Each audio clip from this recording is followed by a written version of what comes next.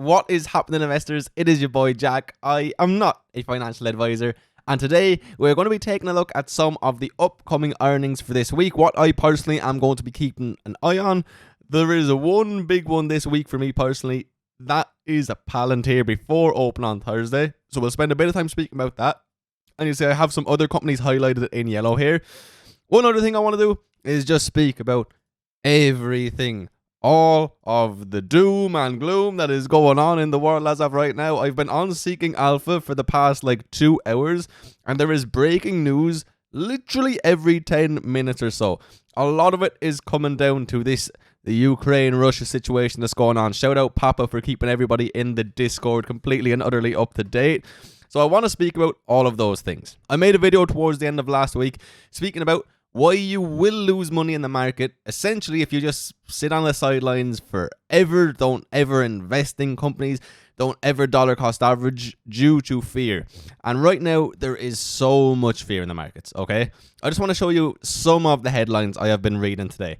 Nasdaq, Dow Jones, S&P 500 futures fall with Ukraine tensions rising, okay? Of course they are. Only an hour and a half later, Nasdaq, Dow Jones, S&P 500 futures turned positive on Ukraine headlines. Good news has come out, okay? Consumer inflation, everybody will be aware of this by now, climbs the most in 40 years, okay? Then we see things like this. Could the Fed hike rates before March? Odds of a surprise move rise. What does the market not like? The market doesn't like uncertainty, and there is uncertainty absolutely everywhere. And just to top it all off, this morning we get Goldman Sachs cuts their S&P 500 price target to 4,900. If that's not bad enough, they also say if inflation remains high and prompts continued Fed hiking, blah, blah, blah, it could go towards 3,900. So, another week of just loads of headlines that people don't want to read. Bearish headlines, fear-inducing headlines. Headlines that make you just want to close your app, not invest in stocks, go to the beach or something, man. The last thing I want to do in times like this is add to the uncertainty, but I think it also is a misservice if you don't keep yourself up to date on the huge news in the world. What has to be remembered, guys, is there has always, and I truly mean always, been something to be afraid of in the stock market. Literally always, and there always will be. Right now, people are afraid for March to see what's going to happen with these rate hikes, okay? After that, people will be afraid of the next Fed meeting. People are afraid of the Ukraine situation right now. Back in March 2020, people were afraid of the Roni. People still are. Before that, even when markets were good, people were afraid of when the inevitable crash is going to come. There's always something to be afraid of. And that's why dollar cost averaging, simply put, is the only way to consistently make money in the stock market. And that's why everybody preaches it. So instead of focusing on all these headlines, look, we read them in our own time. We understand what's going on in the world. But let's speak about what's actually happening with these companies, how they're performing, how we can look at the earnings that are about to come up, including Palantir, and how we can make some money. Speaking of making some money, if you would like some free money, completely free money, hit that first link in the description or in the pinned comment. Sign up to Moomoo, get up to 5 free stocks. Yes, 5, worth up to $3,500 each, my friend, when you deposit up to $2,000. You get your first one just for signing up. They have free level 2 data. They have commission-free trading, investing, of course. They are a fantastic app, a fantastic broker. Check them out, my friends. Aside from that, please hit that juicy like button and subscribe if you're new around here. So looking at the earnings, as I just said, Palantir is the primary one I'm going to be looking towards. Now, the company is expected to post quarterly earnings of 4 cents per share, which represents a year-over-year change of negative 42.9%. Revenues, however, are expected to be 418.1 million, up 29.8% from the year ago quarter. Now, guys, you got to keep in mind that Palantir is already a company that's trading at a huge forward PE. That's trading at a huge price to book, huge price to sales, okay? It's still at an early stage of its life cycle, but despite the fact it is, a relatively not old company, but it's not a brand new company. For me personally, the reason I want to see the earnings is to see if we get any updates in regards to business, new customers, if they're penetrating the medium and smaller size markets a lot more, the real fundamental side of the business.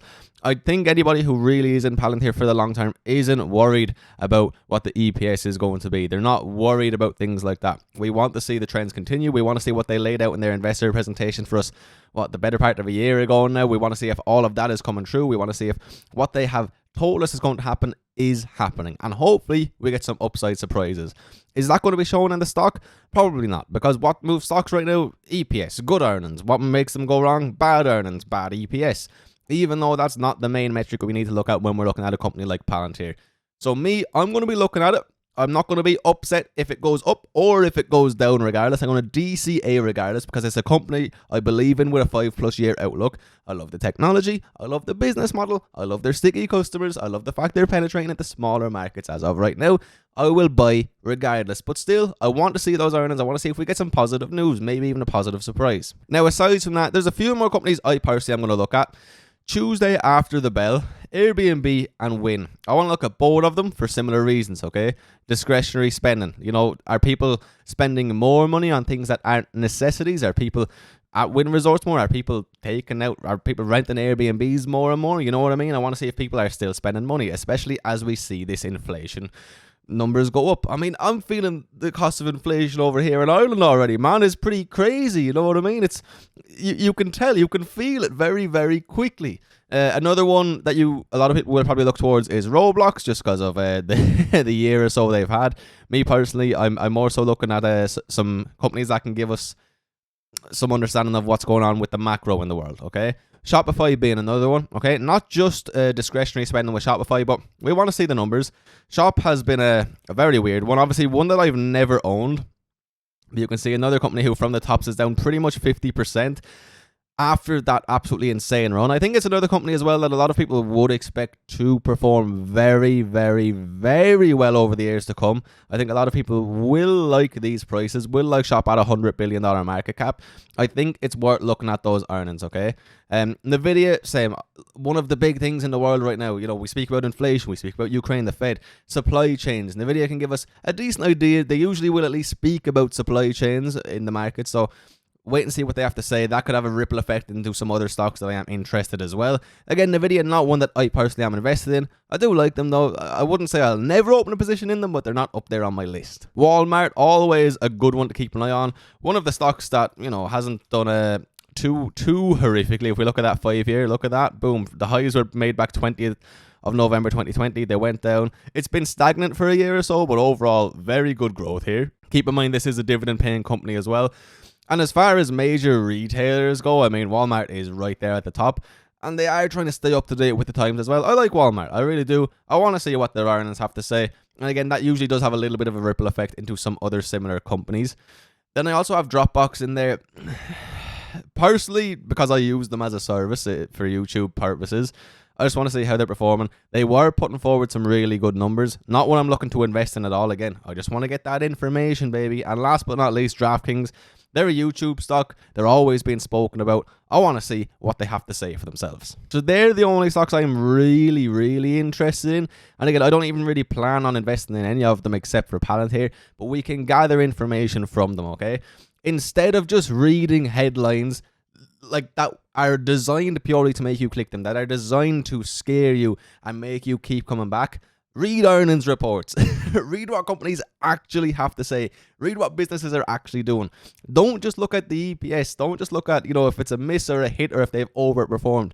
Look at the earning reports for the companies you care about. Right now, it's more important than ever, and it can actually remind you why we invest in the first place, why we invest in companies. We don't invest in stocks. We don't invest in short-term things such as this. We invest in companies. We got this piece of news. Splunk jumped 16% on report that Cisco has made $20 billion plus offer, its biggest ever. It's gone down to about 8%. Cisco's actually in the red pre-market. They are reporting earnings as well. Where were we? Right here after close on Wednesday. Worth keeping an eye there. Maybe there's a short-term play for you guys who want to gamble in these markets. Not for me personally. One more thing about Airbnb. Expedia, in their most recent earnings, gave really good news about travel numbers for, I believe it was 23 and 24. I could be wrong off the top of my head, but there is good news to be found everywhere right now. I also want to point out this for you. The forward PE ratios for S&P indexes. This is the large cap. The large cap is at 19.7 as of right now, okay? It's relatively high. Go ahead and look at the mid cap and the small caps for me, and you can see that the valuations, now this is just from a forward PE point of view. This isn't taken into account a lot of very, very important things. But still, the chart does give us some information. You can see that the small cap stocks and the mid cap stocks aren't as crazy as the large caps. The forward PE isn't as high. It's comparably to historic values. You know what I mean? We've been saying it for a long time. Stocks are down a lot more than they appear because the biggest of the biggest companies in the world have been holding up major indexes. A lot of the small and mid caps have already crashed. Seriously crashed. A lot of huge companies even are down 50%. Look at Shopify, for example. You can see it absolutely everywhere, okay? YouTube's just turned into a bitch game on whose stocks have gone down the most at this stage. You see all the biggest guys bickering back and forth.